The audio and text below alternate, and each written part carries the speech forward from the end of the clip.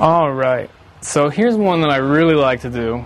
We can actually control the electrolytic properties of our gelatin by making it catch on fire. And the way I do that is I make Jell-O, but instead of making it with water, I made this batch with ethanol, which is simply alcohol. You can use rubbing alcohol, you can use ethanol that you buy at a liquor store or a pharmacy. And you just make Jell-O as normal, or if you don't want to make it, you can buy hand sanitizer, which is actually jellied ethanol.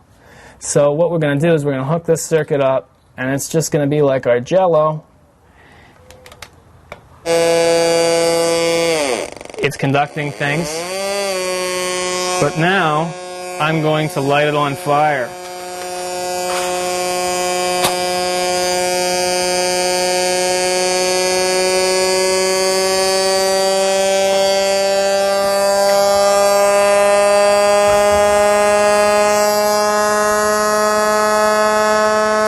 Now it's hard to see that fire, but what's happening is as it bubbles, some of the water is going to evaporate out, and the solution is going to become more concentrated, and it's going to change the pitch.